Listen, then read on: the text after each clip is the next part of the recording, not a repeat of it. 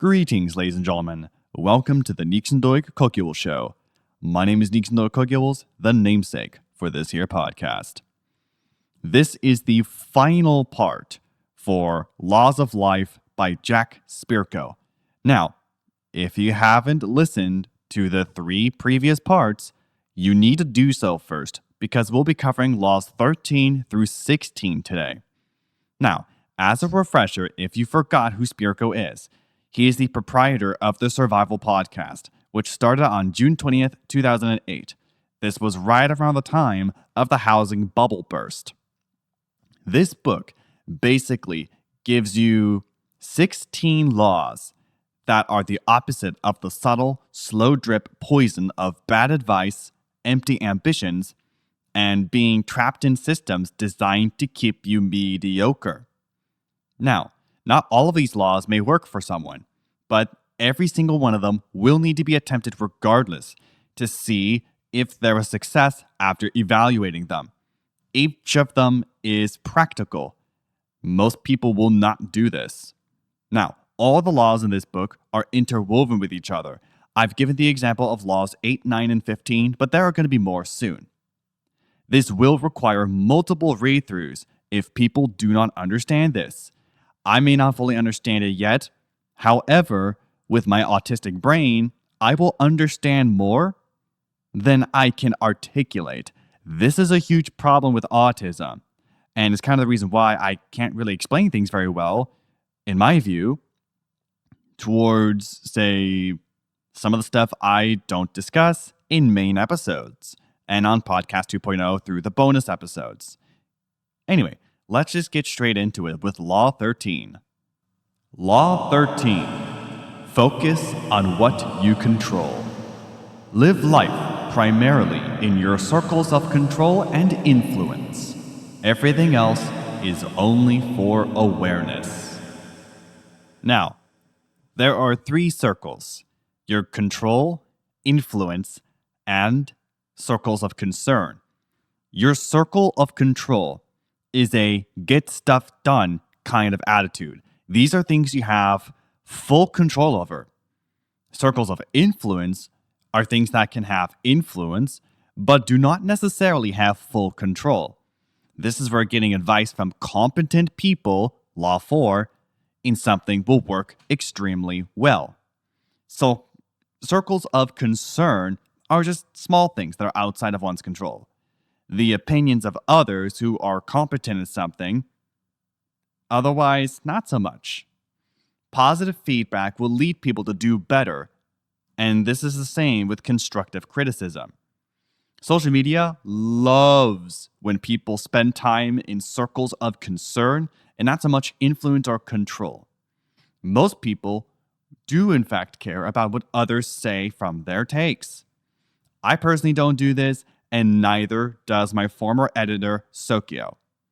There are major connections, by the way, in this law between laws 2, 4, 6, 7, 8, 9, and 15. Yes, 15, I've also noticed.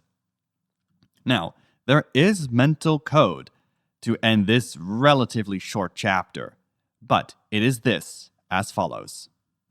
Computer, in taking meaningful actions within my circle of control, make it to where I expand my circle of influence.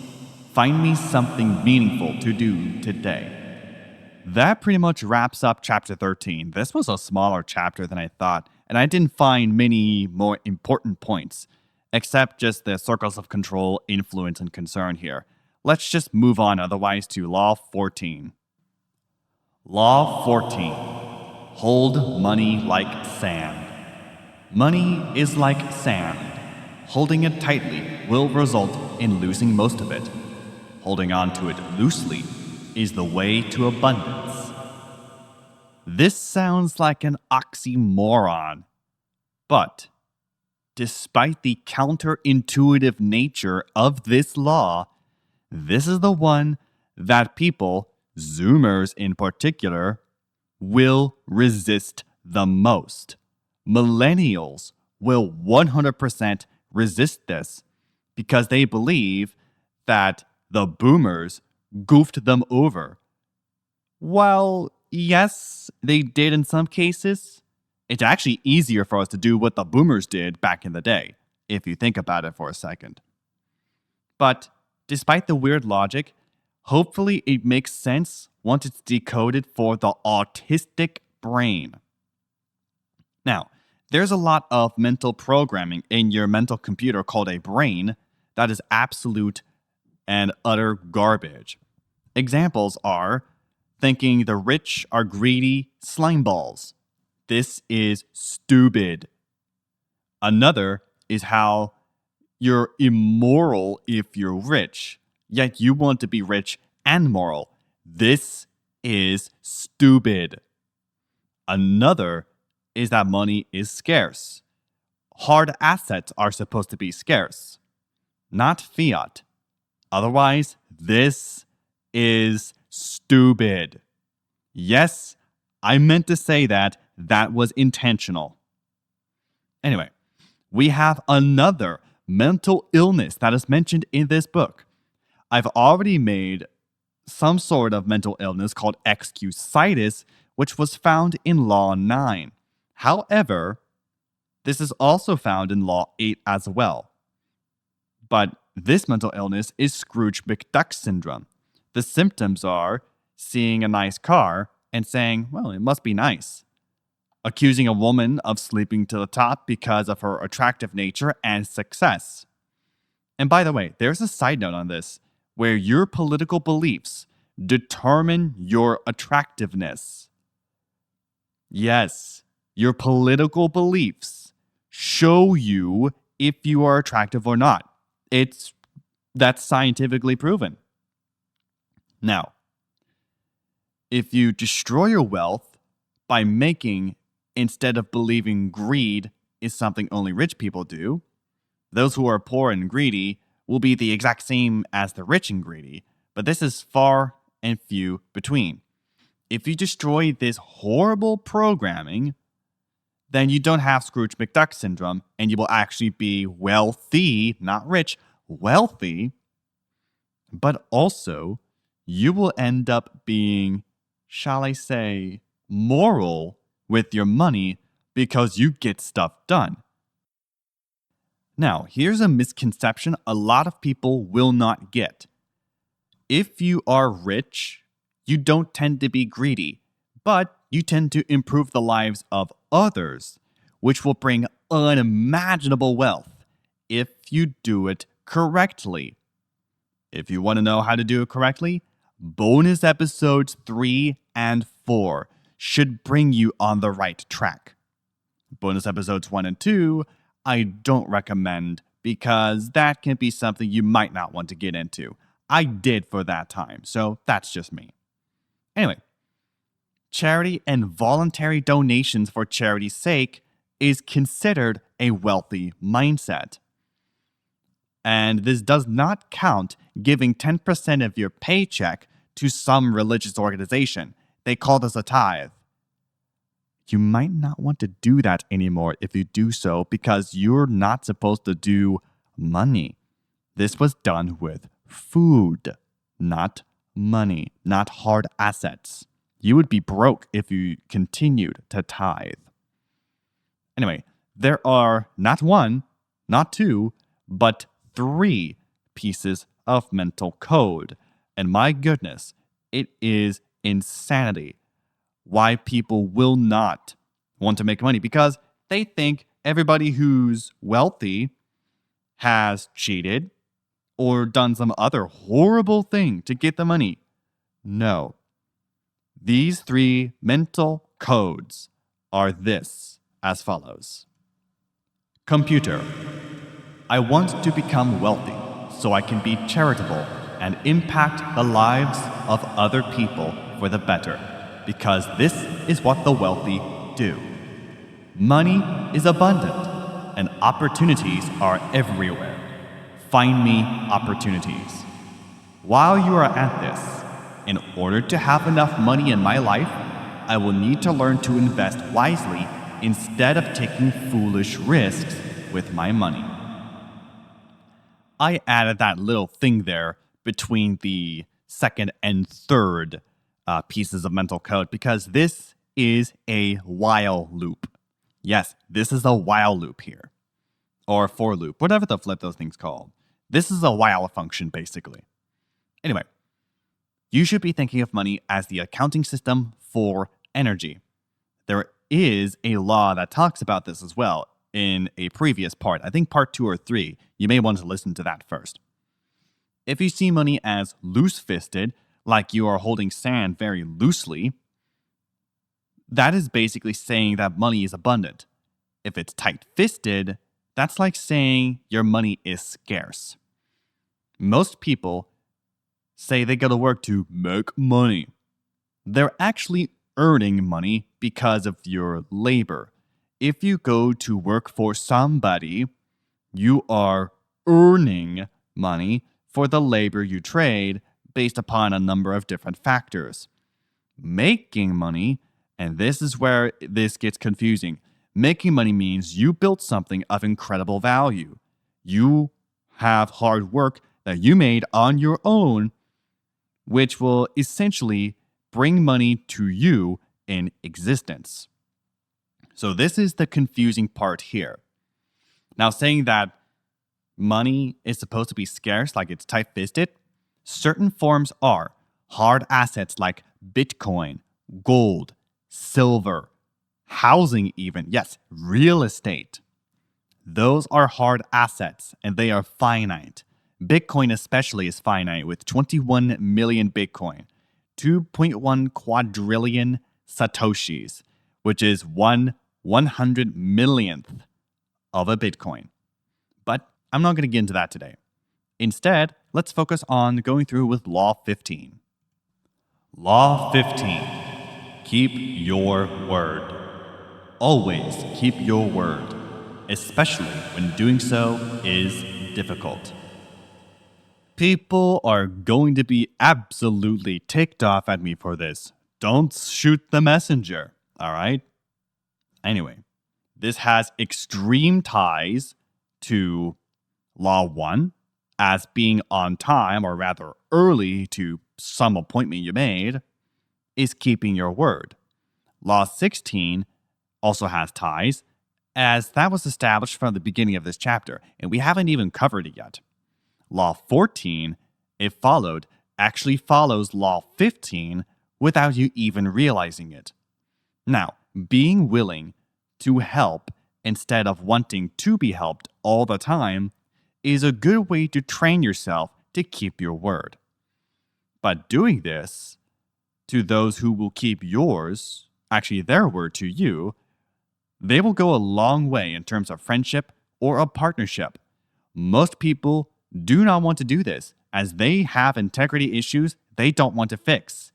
You need to fix those first before you can then start doing what I just explained earlier. If you give people bad advice on something, they will say you goofed them over. There are 2 outcomes you can do here. If you decide to shift the blame onto something else, your excusitis, as I talked about in part 3 from Law 9, you will not be trusted for further advice and you will be seen as an idiot. Otherwise, if you accept the blame and having made a mistake, Law 8 from part 2, and you give reasons that were outside of your control, and you realize you made the mistake and you missed something, that's just completely fine and dandy. But they'll be more cautious about it next time because you deceive them either by accident or otherwise. And they're like, okay, let's just take a look into it first. You may want to look into something first before you recommend it to somebody because otherwise that might be a huge mistake and you'll probably be seen as someone who's incompetent. Now, there is mental code as we go towards the end of this chapter here, which is this as follows. Computer, everything that happens is my responsibility. Nobody wants to claim responsibility for something they did, even if it was obvious. Now, there are some cases where you're actually supposed to deny. Zero tolerance that is weaponized is one such case. Say you did not want to be in a fight, but for some reason, someone tried to basically take you down, and you did everything in your power to de-escalate the fight peacefully, but it still didn't happen, and you still got hit. Well, technically, since you were involved in a fight, even though you didn't throw any punches, to defend yourself from the assailant, then you have to deny that it wasn't your fault. You have to deny, because zero tolerance is absolute bullspit. Anyway, despite that, this is 100% an issue to do to stuff that's your responsibility, even if you didn't do it in the first place. If you're responsible for some department, let's say, and someone makes a mistake, it is your responsibility to deal with that mistake. And you should really notice that mistake before you go to some sort of meeting and give all the stats. If you notice the mistake and tell your employee, hey, maybe you might want to fix this because you did some of the math wrong over here, they'll realize the mistake and then fix it, hopefully. But otherwise, if you don't do this, the excusitis will come into play. You will deceive and lie. And this is just absolutely wrong. But anyway, let's go on to the final law for this mini-series, which is Law 16. And it's simply this. Law 16. Choose good friends. Keep your true friends to people who you want to be a little more like in some way. Just like Law 14, I believe? Yeah, just like Law 14. I just checked my notes. This one a lot of people will not do, as in this time, they tend to associate with people who do horrible things, and they will eventually be influenced to do those horrible things. Being around people who do certain things and make certain choices, again, this will lead to you making these exact same choices, if not at all similar. This is a neutral concept to begin with, as it can be used for good or bad. Now, good friends, in Jack's view, comes from this particular paragraph as follows. For a person to enter my circle of true friends, they must be better than I am at something. It can be anything, but there must be at least one thing about them I would like to be a little better at. To be clear, I am not talking necessarily some sort of competition, such as making more money than me, or being better at something like a sport. More than some part of their personality is something I wish to be better at. That, in some way, they set a good example for me. I hope that in some way I do the same for them. Now, on a side note, Jack, if you want someone who's good at Linux and could teach you something like Linux Mint or CachyOS, and not Above's very own operating system that they use on their laptops, in which I understand you happen to own one of, I would be happy to help out.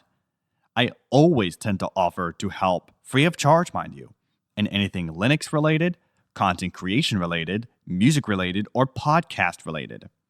I personally don't give a rip as long as it's something I can easily accept.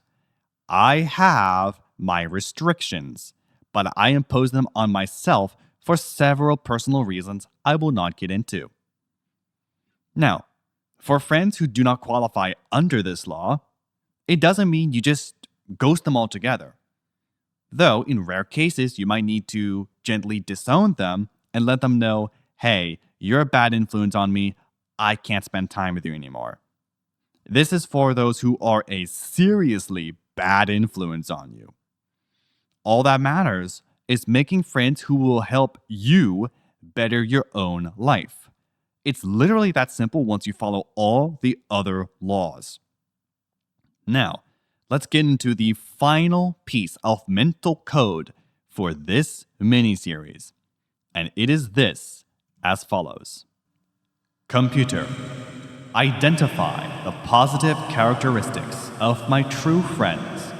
In all situations, consider how they might handle things and present those findings for me to consider. By the time you follow all 15 of these laws, this 16th law may actually already be followed and you have a high standard of friends.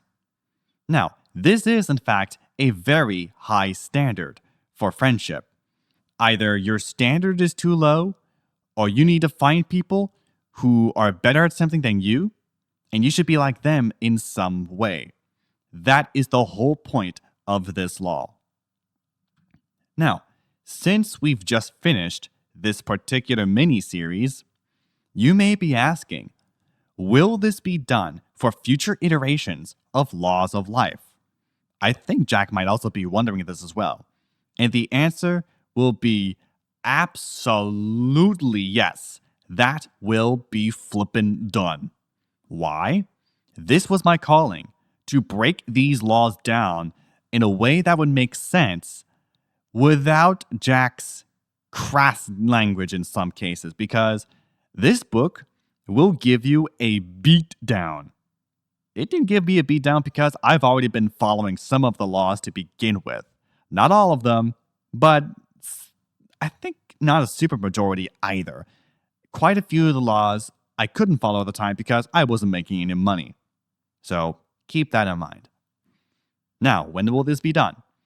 When any book in the Laws of Life series comes out, there is a second one that will be coming out sometime next year. There's already a third one that's going to be made as well. Holy spit. Well, I'm going to read the flip out of those and then do a mini-series on it, just like I did with this one. I might actually have a mini-series that will span how many parts? This is insane. Doesn't matter. How this will be done is the same way I've recorded these episodes in this very podcast. And where are they going to be hosted? YouTube and Wavelake, unless I am forced to change something. Now, I have longer versions of episodes on Wavelake with Podcast 2.0 segments designed for stuff I personally don't talk about in the main episodes.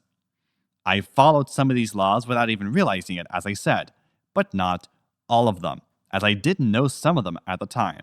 But that will do it for this final part of this 4-part epic, if you will. That said, every episode releases every Wednesday afternoon, provided there are no scheduling conflicts, at 4 p.m. Pacific Time. You can listen to this podcast on Wavelake, YouTube, or any Podcast 2.0 player, such as Podverse, Fountain, AntennaPod, and many more. You can copy the RSS feed located in the show notes YouTube side and paste it to a player of your choice that doesn't support the 2.0 standard. I listen on AntennaPod on my Pixel 8 Pro with Graphene OS, and it works great for my needs, especially with just a quick search. That said, I am out of time for today's episode. Thank you, and good night.